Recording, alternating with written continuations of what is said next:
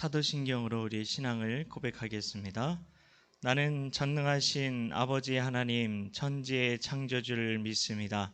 나는 그의 유일하신 아들 우리 주 예수 그리스도를 믿습니다.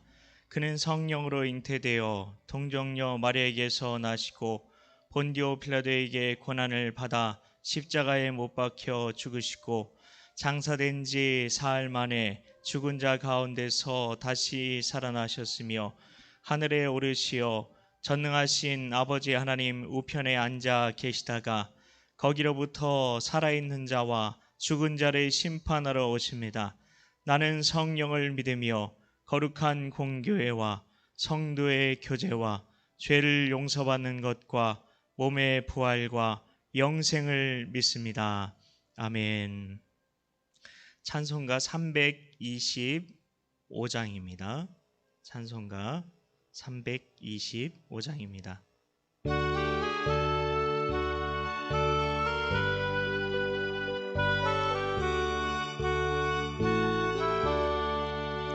예수가 함께 계시니 시험이 오나 겁없네. 기쁨의 근원 되시는 예수를 위해 삽시다. 날마다 주를 섬기며 언제나 주를 기리고 그 사랑 안에 살면서 딴 길로 가지 맙시다. 이 세상 사는 동안에 주 이름 전파하면서 무한한 복락 주시는 예수를 위해 삽시다. 날마다 주를 섬기며 언제나 주를 기리고 그 사랑 안에 살면서 딴 길로 가지 맙시다. 이 세상 친구 없어도 예수는 나의 친구니 뿌리 아니를 버리고 예수를 위해 삽시다. 날마다 주를 섬기며 언제나 주를 기리고 그 사랑 안에 살면서 딴 길로 가지 맙시다. 주께서 심판하실 때 잘했다 칭찬하리니 이러한 상급 받도록 예수를 위해 삽시다. 날마다 주를 섬기며 언제나 주를 기리고 그 사랑 안에 살면서 딴 길로 가지 맙시다. 아멘. 찬송가 312장 한 장 더 찬양하겠습니다.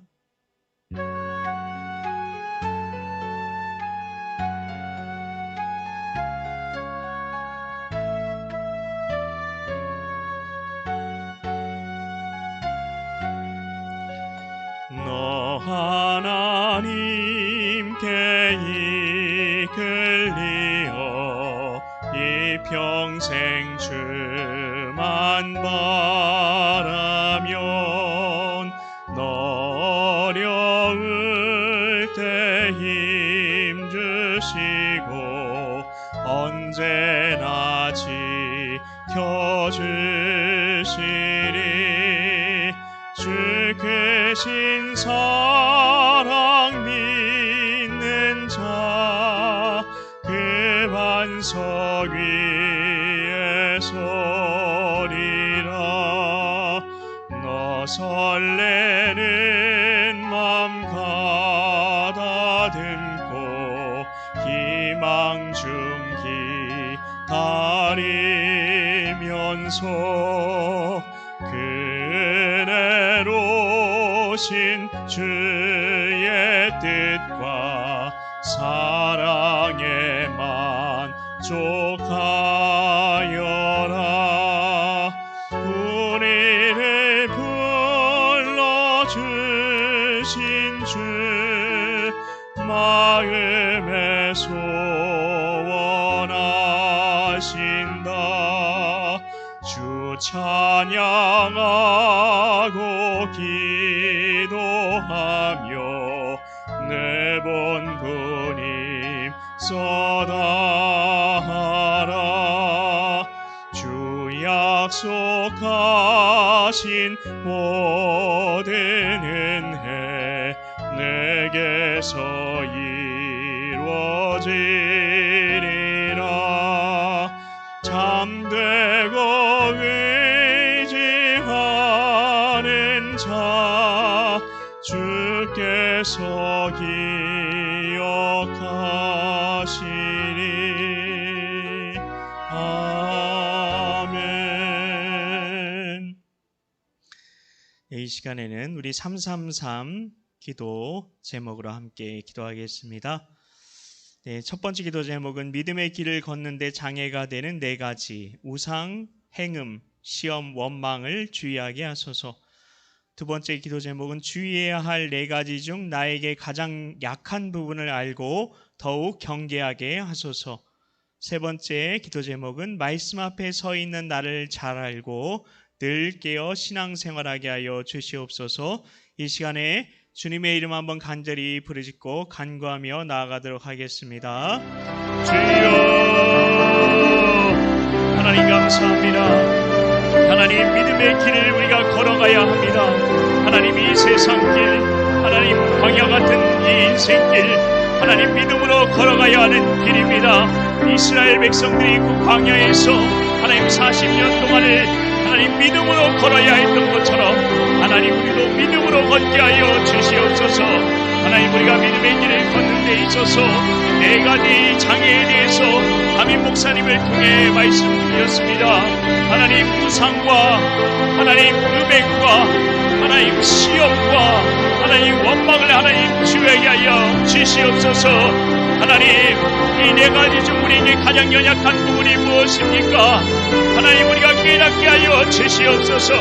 성령님 이 시간 조명하여 주셔서 하나님 우리가 어떤 하나님 부분에 있어서 하나님 연약한지 하나님 깨닫게 하여 주시고 하나님 믿음의 길을 걷는 데 있어서 장애가 될 뿐 아니라 실족하게 하고 하나님 그 믿음의 길에서 파선하게 하는 하나님 이 4가지 중에 하나님 그 어떤 것에도 하나님 우리가 걸려 넘어지지 않도록 더욱 경계하게 하여 주시옵소서.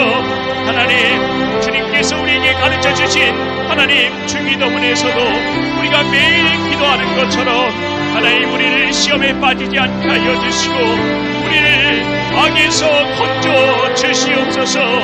우리의 연약함을 하나님 불쌍히 여겨주시고 하나님 우리를 붙들어 주시옵소서. 우리의 믿음을 붙들어 주시고 하나님 우리에게 믿음을 더하여 주시옵소서. 하나님 말씀 앞에 서 있는 나를 잘 알게 하여 주셔서 하나님 우리가 말씀 앞에 서게 하여 주시옵소서. 날마다 그리하여 더 깨어있게 하여 주시고 더 깨어서 영적으로 깨어서 하나님께서 기뻐하시는 신앙생활 잘할 수 있도록 하나님께서 하나님 기뻐하시고 하나님 인정하시는 하나님 복 주실 수밖에 없는 하나님 그런 하나님 보시기에 기뻐하시는 그 중심 가지고 신앙생활 잘할 수 있도록 하나님 함께하여 주시옵소서. 우리의 믿음을 붙들어 주시옵소서. 기뻐 감사드리며 예수님의 이름으로 기도하옵나이다. 아멘. 네, 오늘 하나님께서 주시는 말씀은 열왕기상 4장 1절부터 6절까지의 말씀입니다. 제가 가진 성경으로 구약 성경 516쪽이 되겠습니다. 구약 516쪽 열왕기상 4장 1절부터 6절까지의 말씀 한 목소리로 봉독하겠습니다. 솔로몬 왕이 온 이스라엘의 왕이 되었고 그의 신하들은 이러하니라. 사독의 아들 아사리야는 제사장이요 시사의 아들 엘리호렙과 아이야는 서기관이요 아일루스의 아들 여호사밧은 사관이요 여호야다의 아들 분하야는 군사령관이요 사독과 아비아달은 제사장이요 나단의 아들 아사리야는 지방관장의 두령이요 나단의 아들 사붓은 제사장이니 왕의 벗이요 아이살은 국내 대신이요 압다의 아들 아도니람은 노동 감독관이더라. 아멘. 네, 오늘도 주님의 은혜와 주님의 평강이 수요 오전 예배의 자리에 나오신 우리 성도님들 모두에게 가득하시길 예수님의 이름으로 축복합니다. 다윗을 이어서 이스라엘의 왕이 된 솔로몬이 새롭게 했던 일이 있었습니다. 그 일이 오늘 말씀에 나오고 있습니다. 그 일은 사람을 새로 뽑고 부서를 새로 만들고 있던 부서를 없애는 일이었습니다. 솔로몬이 왜 이렇게 한 것일까요? 솔로몬은 지혜로운 왕이었습니다.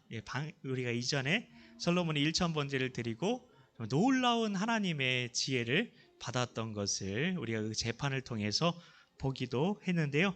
그 지혜로운 왕 솔로몬이 지혜롭게 무언가를 이것들을 해 나갔을 텐데, 나라를 배라고 생각해 보면 나라라는 배가 어디로 항해를 해야 하는지는 어떤 사람을 뽑고 어떤 조직을 만드느냐에 따라서 정해지기 때문입니다. 그래서 실제로 새롭게 대통령을 뽑게 되면 이런 일들을 많이 합니다.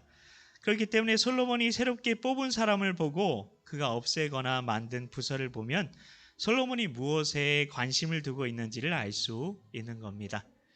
그래서 성경은 이것을 자세하게 기록하고 있는데요. 먼저 솔로몬은 아버지 다윗 때 있었던 그렛과 블렛군을 해체하게 됩니다. 그렛과 블렛군은 다윗의 친위대였는데요. 분하야가 이 친위대의 대장이었습니다. 다윗이 아들 압살롬에 의해서 왕위에 쫓겨나 도망을 칠 때에도 다윗 곁을 지켰고 끝까지 다윗과 함께하며 다윗을 호위했었습니다. 그런 다윗의 군대가 해체됩니다. 충성스러웠던 다윗의 호위대 왜 없앴을까요? 냈었으면은 그래도 솔로몬 곁을 지키면서 충성스럽게 솔로몬을 보자 했었을 것 같은데요. 솔로몬 왕의 대적들은 이미 다 죽임을 당하거나 쫓겨났죠. 앞에서 계속 숙청하는 이야기들이 나왔었잖아요. 진정한 평화의 시대가 온 것을 이보다 백성들에게 잘 보여줄 수 있는 것은 없었을 겁니다. 이제 나 호위대 필요 없어. 친위 같은 거 나 필요 없어. 나 안전해. 라는 거죠. 평화라는 말을 우리는 샬롬이라고 부릅니다. 유대인들에게 샬롬은 단순한 인사말이 아니라는 말씀을 드린 적이 있는데요. 이 샬롬이라는 말에는 은혜, 축복, 기도, 응답, 우리가 바라는 모든 게 다 그 안에 들어있습니다. 패키지로 다 들어있는 거죠. 그러면 이 샬롬은 어떻게 이루어질까요? 어떻게 주어지게 될까요? 나에게 하나님 나라가 완성이 될 때 이 샬롬이 내게 이루어진다고 합니다. 그런데 솔로몬은 지금 그 나라가 이루어졌다고 선포하고 있는 겁니다. 그래서 다윗의 그 친위대를 없앤 것은 아주 중요한 의미가 있는 겁니다. 그리고 솔로몬이 한 일은 5절과 6절에 보시면 지방 관장과 그리고 국내 대신이란 자리를 만들었습니다. 지방과 왕국 모두를 다 왕의 통찰에 둔 거죠. 왕의 왕권이 강화된 겁니다. 그것을 기억하십시오. 왕권이 강화됐다. 이것을 기억하십시오. 그 6절에 보면은 아버지 다윗 때부터 노동자를 감독하던 감독관 아도니람을 그대로 채용합니다. 앞엔 다 바꾸고 여기서 6절에서 이렇게 그대로 채용하는 이야기가 나옵니다. 다윗을 위해 목숨을 바쳤던 블렛과 그렛 군대를 없앤 것을 보고 솔로몬이 아버지 다윗 때 사람들을 다 죽이거나 내보내려고 한다는 소문이 돌았을 수 있죠. 충분히. 그런데 아도니람을 그대로 채용한 걸 보고 사람들은 오해를 풀었겠죠. 안심했겠죠. 이를 통해 역시 솔로몬 왕의 권한이 강화됐을 것입니다. 그리고 솔로몬은 자신의 편이 되어주었던 선지자 나단의 아들 아사리야를 지방관장의 책임자로, 역시 선지자 나단의 아들 사붓을 제사장으로 임명합니다. 솔로몬은 자신의 사람들을 계속 중요한 자리에 임명해서 왕권을 계속 강화합니다. 별로 안 좋아 보이잖아요, 왕권을 강화하는 게. 솔로몬은 계속해서 왜 왕권을 강화하려고 했을까요? 근데 이때의 솔로몬이 하나님을 잘 믿었다는 것을 우리는 기억해야 합니다. 그런 자기 힘을 강하게 만들어서 그 어느 누구도 왕의 자리를 넘보지 못하게 하려고 이런 일을 했을까요? 아닙니다. 모든 게 다 하나님 나라를 위해서 했던 일이었습니다. 하나님 나라가 무엇입니까? 하나님의 통치입니다. 하나님의 통치. 그래서 솔로몬이 이 한 왕권 강화는 하나님의 통치를 위해서 그렇게 했다는 겁니다. 그래서 하나님의 통치권이 강화되는 게 바로 하나님 나라가 이루어지는 일이라는 것을 알고 솔로몬은 하나님의 통치가 온전히 이루어지는 것을 목표로 왕권을 강화했다는 겁니다. 이렇게 왕권을 강화해놓고 자기가 하나님 밑에 완전히 굴복하면 어떻게 되는 겁니까? 그 나라가 하나님 나라가 되는 거죠. 그렇기 때문에 우리는 솔로몬의 왕국에서 하나님 나라를 볼 수 있어야 합니다. 초반에만요. 후반은 아닙니다.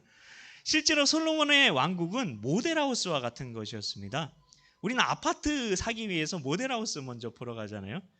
모델하우스를 통해 우리는 지어질 아파트를 미리 볼 수가 있죠. 이사야서 11장에는 이 영원한 하나님 나라에 대해서 기록하고 있는데요. 예언하고 있는데요.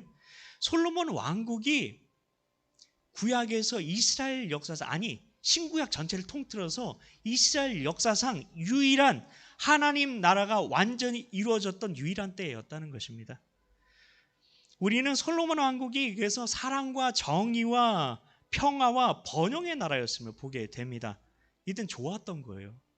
다윗이 왕이었던 이스라엘 나라도 그랬던 적이 없었습니다.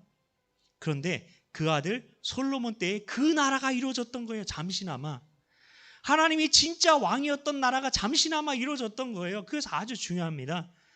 왜 잠시나마인지는 다들 아실 겁니다. 솔로몬이 말년에 타락했거든요. 다 말아먹었거든요. 예, 그 네 가지 우리가 경계해야 될 그 첫 번째 중에 하나인 첫 번째였던 우상 숭배 때문에요. 그러나 어쨌든 지금은 정말 아름다운 하나님 나라가 이루어진 겁니다. 이스라엘 백성들은 그래서 솔로몬을 너무나 돕고 싶었어요.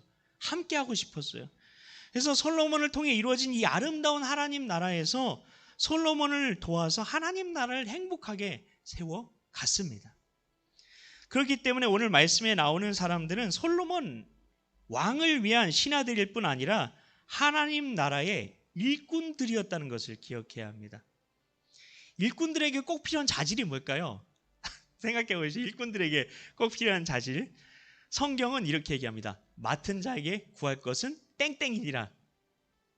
아우 대단하십니다. 충성. 여기 장로님 먼저 대답하신. 대단하십니다. 예, 그리고 일꾼의 그 자격 조건으로 여러분 뭐부터 생각나십니까? 능력, 자격증, 성실함, 일머리 여러 가지가 떠올 수 있을 텐데요. 근데 왜 성경은 충성만 강조할까요? 일머리도 없고 능력도 없고 자격증도 없고 자질도 없는 사람을 뽑을 수는 없을 것 같은데 왜 충성만 얘기할까요? 다른 거 얘기 안 하고. 실제로 예수님께서도 청지기에 대해서 얘기를 하셨죠. 그러면서 일을 잘한 청지기가 어떤 대답을 듣게 될 거라고 얘기했습니까? 착하고 성실한 종아입니까? 아니, 착하고 충성된. 그렇습니다. 착하고 충성된 종아입니다. 예수님께서도 충성만 강조하셨다는 겁니다. 일꾼과 관련해서 성경 계속 충성만 얘기합니다. 인생에 3대 질문이 있다고 하는데요. 그게 뭘까요? 내가 어디서 왔는가? 무엇 때문에 사는가? 어디로 가는가? 이 세 가지 질문인데요. 근데 지금 이 자리에 계신 성도님들은 이 세 가지 질문에 대한 답을 다 알고 계십니다. 우리가 어디서 왔죠? 하나님께로부터 왔죠. 그럼 무엇 때문에 살아갑니까? 하나님을 위해 살아가죠. 그럼 어디로 가고 있습니까? 하나님 나라로 가고 있죠. 우린 그 대답을 다 가진 사람들입니다. 사람이 이 세상에 태어나서 인생을 살아가면서 나는 누구인가? 내가 무엇 때문에 살아가는가? 어디로 가고 있는가에 대해 안다면 진짜 행복한 인생을 살게 된다고 철학자들이 이야기합니다. 그러니까 이미 행복하신 거예요. 많은 사람들이 이 인생의 3대 질문에 대한 답을 가지지 못하고 인생을 살아가기 때문에 방황하는 인생을 살게 되는 건데요. 그렇기 때문에 우리는 보통 사람이 아닙니다. 다 대단하신 거예요. 우리가 어디로부터 왔다고요? 하나님께로부터 왔죠. 우리는 다 하나님이 보내셔서 이 세상을 살아가고 있는 특별한 사람들이라는 겁니다. 하나님이 특별히 선택해서 자녀 삼아주신 참으로 복받은 사람들이라는 거예요. 우리는 그래서 나는 복받은 하나님의 자녀입니다. 이런 믿음 가지고 살 수 있어야 한다는 겁니다. 그러면 그냥 하나님의 자녀 되면 그걸로 끝인가요? 이미 구원받았으니 저 천국만 가면 끝인 건가요? 아닙니다. 예수님은 계속해서 예수님이 거의 살게 막판이 마태복음 25장에 기록되어 있는데, 그때 예수님이 무슨 얘기를 하셨냐면 마지막 때에 대해서 계속 이야기를 하시면서 청지기에 대해서 얘기를 하셨어요. 마태복음 25장에는 주인이 청지기들에게 달란트 맡기는 이야기가 나오죠. 5달란트 맡긴 자, 2달란트 맡긴 자, 1달란트 맡긴 자. 이 달란트 받은 청지기 이야기는 나랑은 상관없는 이야기야 라고 생각할 수도 있을 것 같습니다. 그러나 마태복음 25장 31절부터 이어지는 말씀은 참 무섭습니다. 이 말씀은 우리 모두에게 하신 말씀이에요. 왜냐하면 우리 모두가 다 청지기로서 다 심판받는다고 나오기 때문입니다. 하나님의 자녀로 이 땅을 살아가는 우리 모두는 다 청지기예요. 하나님의 일꾼이에요.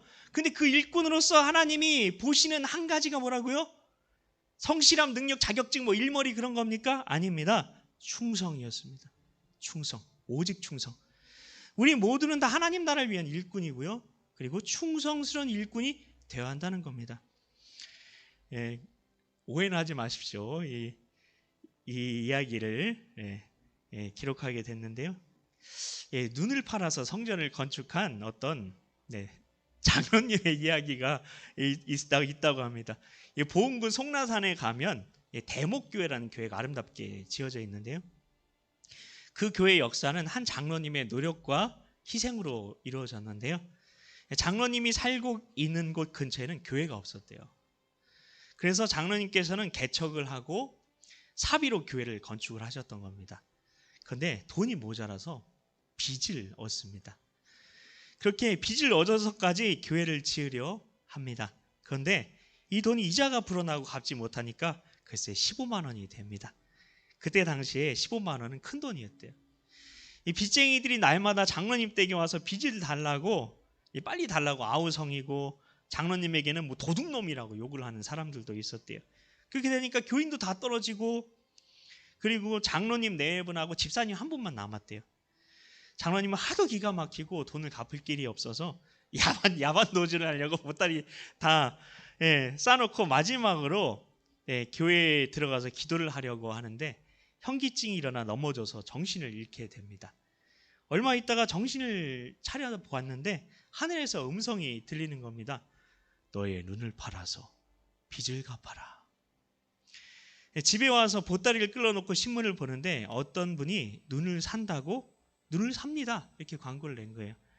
그래서 장로님이 아내와 상의를 합니다. 당연히 절대로 안 된다는 거죠. 장로님 팔겠다, 아내는 안 된다 하면서 싸움이 벌어집니다. 이 사실을 그 교회 집사님이 알게 되십니다. 집사님은 눈을 팔아 교회를 지으려는 기가 막힌 그 사연을 편지에 적어서 자기가 잘 아는 기도원 원장님께 기도 부탁을 하려고 보냅니다. 기도라도 좀 부탁해 보렸던 거죠. 근데 답장이 옵니다. 조금만 기다리라는 거예요. 이 때문에 장로님께서 눈을 팔지 않고 기다리는데 며칠 후에 진짜 돈이 들어온 겁니다. 그리고 빚도 다 갚고 지금의 대목교회가 되었다고 합니다. 성경에서 충성에 대해 잘 보여주는 이야기를 우리는 알고 있습니다. 사무엘하 23장에 나오는 이야기인데요. 다윗이 아둘람 굴에서 사울왕을 피해 숨어 지낼 때의 이야기입니다. 다윗은 베들레헴 성문 곁에 있는 우물물이 생각나는 거예요. 그 물이 그리워서 그냥 혼잣말로 중얼거렸어요. 누가 베들레헴 성문 곁에 있는 우물물을 내게 마시게 할까? 그런 겁니다. 그런데 그 말을 들은 3명의 용사가 위험을 무릅쓰고 베들레헴 성문 곁 우물물을 길어가지고 다윗에게 가지고 옵니다.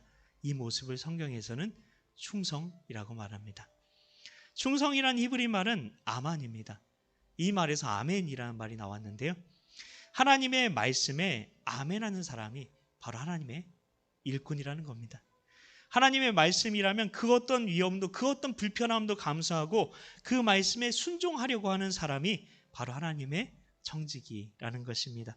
그렇기 때문에 하나님의 말씀에 내가 얼마나 아멘하면서 순종했는지, 이것이 우리가 하나님의 심판대 앞에서 착하고 충성된 종으로 인정을 받을지 그렇지 못할지를 결정짓는 심판의 기준이라는 것입니다. 하나님의 말씀에 순종하는 것은 너무 어려운 일이다. 그럼 나는 어떻게 하느냐? 그런 마음이 드시는 분들도 있을 수 있는데요. 그럼 이것부터 하시면 되는데요. 바로 하나님 사랑, 이웃 사랑입니다. 왜요? 사랑은 율법의 완성이니까. 사랑하는 것은 우리가 할 수 있잖아요. 우리가 예배의 자리 사수하는 것, 이것이 바로 하나님을 사랑하는 첫걸음이고요. 우리가 지체들에게 전화 한 통화 하는 것, 이것이 이웃을 사랑하는 첫걸음입니다. 성도 여러분, 맡은 자에게 구할 것은 충성이라고 말씀하셨습니다. 우리 모두 다 하나님의 일꾼이에요. 우리 모두가 다 하나님의 심판대 앞에서 착하고 충성된 종아라는 말씀을 들어야 될 사람들입니다. 하나님께서는 하나님의 일꾼으로 부름받은 우리에게 단 한 가지, 충성됨만을 보신다는 것입니다. 충성은 하나님 말씀에 그 어떤 상황에서도, 처지에서도, 환경에서도, 심지어 내 목숨을 걸어야 하는 상황에서도 아멘하며 순종하는 것입니다. 하나님의 말씀에 순종하는 것, 사랑은 율법의 완성이기에 하나님 사랑, 이웃 사랑부터 실천합시다. 나부터 합시다. 나라도 합시다. 그렇게 하나님 사랑, 이웃 사랑의 작은 것부터 실천할 때 하나님께서 주시는 은혜와 축복 가운데 살아가게 되는 우리 모두가 될 줄 믿습니다. 근데 이 자리에 나오신 우리 모두는 이미 잘하고 계세요. 우리 장로님 계셔서 왠지 오해하실 수도 있을 것 같은데, 아까 거기 나오는 그 장로님은 목사님이라고 볼 수도 있습니다. 왜냐하면 성경에 나오는 장로가 실제로는 목사였기 때문입니다. 그래서 목사인 저부터 잘해야 하는 겁니다. 그래야 교회가 세워진다는 그런 의미인 거죠. 윗물이 맑아야 아랫물도 맑습니다. 권위는 위에부터 아래로 흐르는 겁니다. 자, 우리 같이 찬송가 312장 우리 같이 찬양하신 이후에 주님과 같이 주신 주기도문으로 수요 오전 예배를 마치도록 하겠습니다.